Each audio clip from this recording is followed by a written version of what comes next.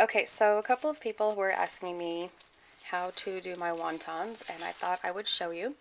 So here you'll see the mixture, which is very green, so forgive me. I added quite a bit of the vegetable.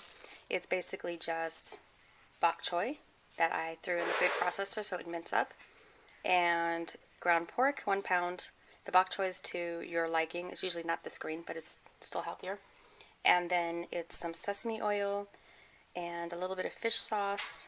I would say about a tablespoon of each, and then you add it to taste. You'll have to make a little ball each time when you think you've got enough seasoning so that you can make sure it's to the right your tasting, your preference. There we go. Yeah, so it's 1 pound ground pork, about 1 to 2 bunches of the bok choy that is mixed in, a tablespoon of sesame oil, about a tablespoon of fish sauce, and why am I forgetting something? 1 egg, and that's about it. And then you'll see here we have our wonton wrappers. We have our water, which is going to seal our wrappers, and I'm going to show you really quick how we're going to wrap them. Okay, so I've removed the bowl, and I'm going to grab one wrapper. Haha, if I can. There we go. I like to get the flour side up. It doesn't always look that floury on one side, and the other side will have a little bit more flour in there. I like to wet it. I just use my finger. One edge, half down this side, half down this side. It doesn't have to be soaking wet, you just want a light one. And then here it's going to look a little weird, but sorry. Here's a spoon. Okay, so here's a spoon. It's about a teaspoon size, and you'll see I've got my meat here. It's about, I like to do it about 1/2 to 1/3 of the teaspoon. You're going to put it towards the center of the wrapper, just like so. Fold it over, and then you're going to press the top down first so that you can get it as close, get all the meat compacted in there. And then get the sides, and you're going to get it, you'll see here that the meat is sitting right here. What you want to do is pinch it down right where the meat ends, okay? And that is your basic fold right there. Very easy, kind of looks like a ravioli. But if you really want to be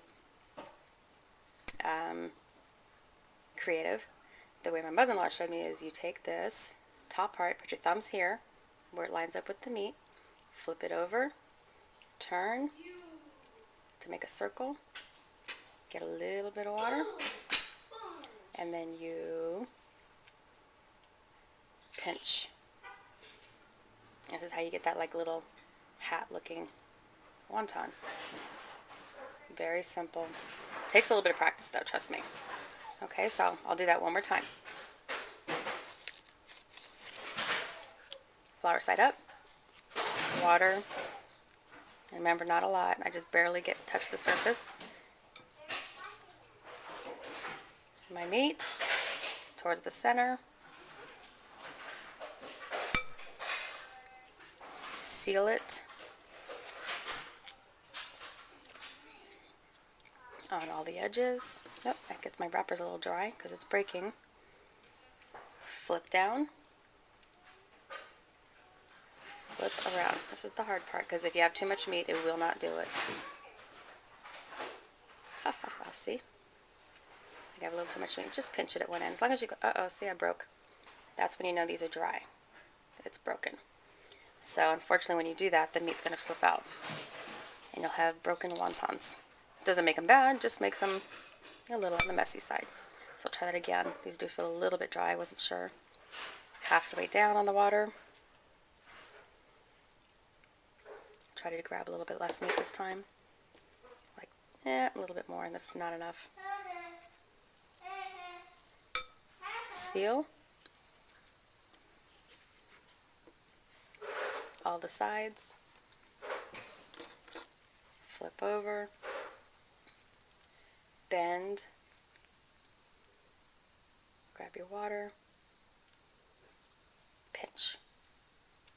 It's actually a better looking one there. And there we go. So I hope that helps you guys. I know that some of my friends were asking me, so I'm going to post this for you. I hope that helps you with your understanding of how to wrap a wonton. As far as the recipe goes, it's kind of, everybody's a little bit different when it comes to their mixtures, but we do ground pork, bok choy. My mother likes to add shrimp to it. I just am not comfortable handling shrimp because, I don't know, I just feel like I'm going to hurt somebody with uncooked raw seafood. So, but like I said, I do 1 pound of ground pork, 1 to 2 bushels that you find in like the Asian markets of the baby bok choy. Usually it's for about $1 a bag, and there's usually about 5 to 6 little bushels in there.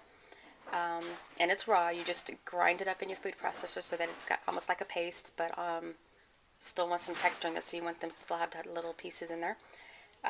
Sesame oil, fish sauce. You can add a little bit of peanut oil, which I do about maybe a teaspoon's worth.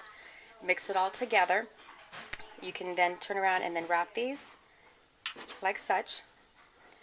And then if you plan on cooking them that night, you just fridge them.